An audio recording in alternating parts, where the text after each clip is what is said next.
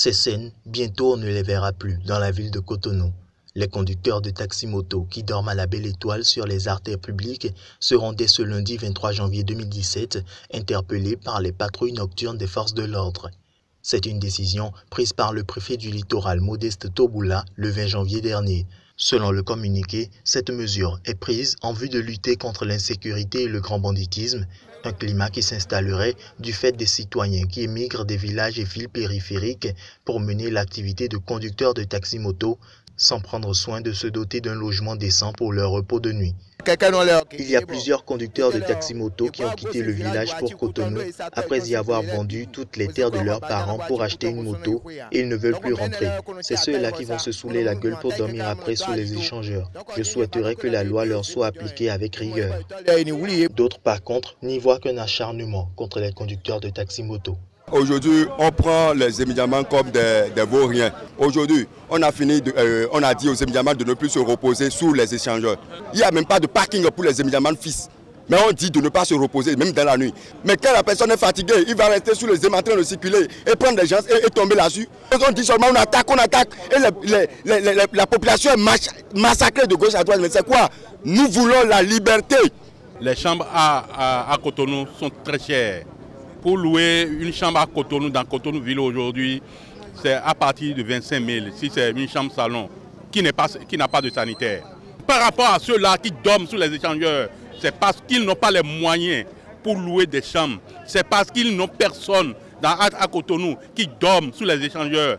Ils demandent au gouvernement de mener une lutte afin que le loyer des chambres à louer soit à la portée de leur bourse avant de prendre de telles décisions.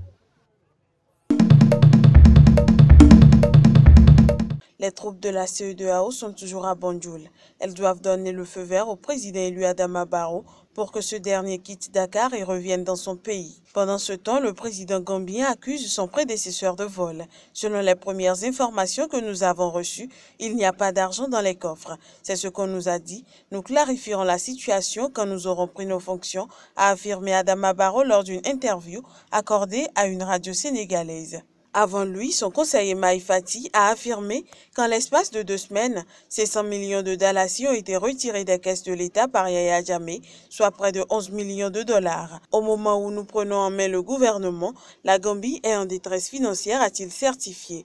Le quotidien sénégalais Enquête mentionne dans sa parution que Yaya Jammeh s'est affairé à rassembler tous les biens qu'il ne comptait nullement laisser derrière lui. Il s'agit notamment de ces gros bolides de luxe, dont les Rolls-Royce Phantom de la dernière série, de ses coffres-forts et d'autres biens. D'après le journal, l'ex-leader gambien négocie avec le président Idriss Déby Itno pour obtenir l'arrivée d'un avion cargo pouvant acheminer tous ces biens aux grandes dames des supporters du président Barrow qui n'avaient plus que leur colère à ruminer. Plusieurs dossiers attendent Adama Barrow, à savoir la lutte contre la corruption, la construction d'une vraie armée citoyenne, la réconciliation entre les citoyens et puis la relance économique de la Gambie. Avec son gouvernement, le nouveau président devra travailler à assainir le climat des affaires. Il devra également tendre la main aux investisseurs et redonner confiance aux touristes sur qui l'économie du pays repose beaucoup.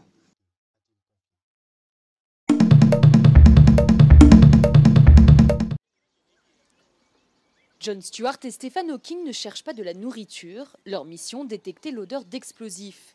Ces ragéants suivent une formation à Morogoro, en Tanzanie, pour détecter les mines antipersonnelles. Dans ces boîtes, nous avons enterré des mines antipersonnelles. Les rats doivent passer dessus, renifler, et quand ils sentent l'odeur de TNT sur le champ de mine, ils doivent gratter et le coordinateur de l'entraînement doit cliquer puis donner une récompense. Chaque année, les mines antipersonnelles tuent 15 à 20 000 personnes dans le monde, majoritairement des enfants. Une fois leur entraînement terminé, les rats seront envoyés au Mozambique, en Angola et au Cambodge. Grâce à ces nouveaux démineurs, l'ONG belge Apopo a déjà neutralisé plus de 83 000 mines. En termes d'opération sur les champs de mines, les rats ne pèsent rien. Ils pèsent beaucoup moins que ce qui est nécessaire pour faire détonner une mine directe. Donc vous pouvez les utiliser pour tous les types de mines sans aucun problème. Dans un laboratoire voisin, Violette et Oprah passent de tube en tube pour renifler la tuberculose. Les employés d'Apopo sont aussi utilisés pour diagnostiquer cette maladie qui tue chaque année plus d'1 million de personnes. Nous détectons en moyenne 40% de patients testés positifs de plus que les hôpitaux. Donc nous repérons plus de malades à temps. Je pense que nous avons déjà sauvé plus de 10 000 personnes.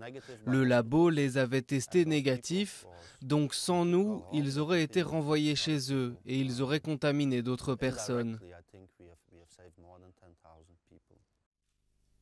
Un rat peut à lui seul passer en revue 100 échantillons en 20 minutes au lieu de 4 jours pour un laborantin. L'ONG belge Apopo ne compte pas en rester là. Suite à leur réussite pour les mines antipersonnelles et la tuberculose, la prochaine étape pourrait être la détection du cancer.